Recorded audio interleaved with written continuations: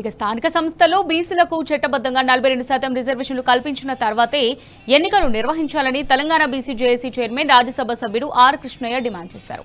హైదరాబాద్ బర్కత్పురాలో విద్యార్థులతో కలిసి ర్యాలీ నిర్వహించారు. 42% రిజర్వేషన్ల కోసం చట్టసభలో బిల్లు ఆమోదించి గవర్నర్ వద్దకు పంపినట్టుగా గుర్తు చేశారు. అయితే అందువల్ల ఎలాంటి న్యాయపరమైన అవరోధాలు ఉండవన్నారు. హైకోర్టులో రిజర్వేషన్ల బిల్లుపై ప్రభుత్వం సమర్థ న్యాయవాదులను పెట్టి వాదించాలని కోరారు.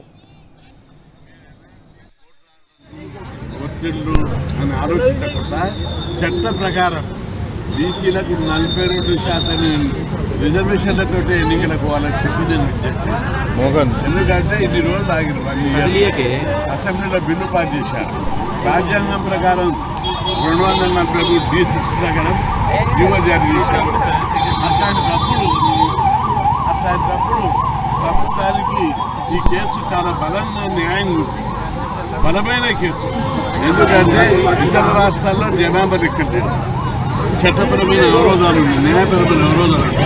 ఇక్కడ చట్టపరమైన న్యాయపరమైన అవరోధాలు, రాజ్యాంగపరమైన అవరోధాలు ఏది రాజ్యాంగం ప్రకారం జీవో తీశారు, అసెంబ్లీలో చట్టం చేశారు. అదేవిధంగా న్యాయపరమైన అవరోధాలు తొలగిపోవడానికి జనాభా లెక్క తీశారు. దాని ప్రకారం 56% జనాభా ఉంటే 42% రిజర్వేషన్ ఇచ్చారు. అట్లాంటప్పుడు ఈ కేసు బలంగా ఉంది, ఎలాంటి అవరోధాలు లేవు. ఈ కేసు కోర్టులలో గెలుస్తుంది, హైకోర్టులో గెలుస్తుంది, సుప్రీంకోర్టులో గెలుస్తుంది. ఎవరు అడ్డం వచ్చినా వదిలిపెట్టేది లేదు.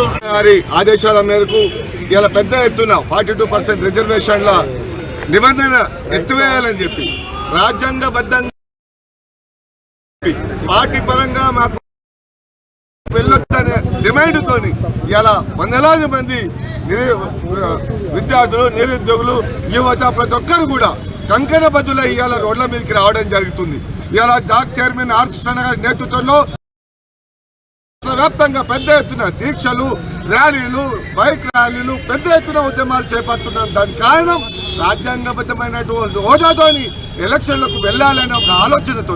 ఇలా రేపు ఈ 4 రోజులలో ఎట్లాగో కోర్టు జడ్జిమెంట్కి వస్తుంది కాబట్టి బలమైనటువంటి జడ్జి వాదనలు వినిపించి సబ్జెక్ట్ ఉన్నటువంటి అడ్వకేట్ జనరల్ని పెట్టి మరి దీన్ని గెలిపించే విధంగా మన గౌరవ ముఖ్యమంత్రి రేవంత్ రెడ్డి గారు మరి ఒక కార్యాచరణ చేపట్టాలనేది ప్రధానమైనటువంటి డిమాండ్.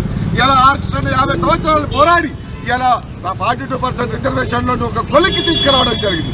ఇది మామూలుగా రాలేదు. ఉద్యమాలు, ధర్నాలు, రాస్తారోకోలు చేస్తే ఇలా అన్ని పార్టీలు ఏకత్వంలో భిన్నత్వం లాగా మన అసెంబ్లీలో తీర్మానం చేయడానికి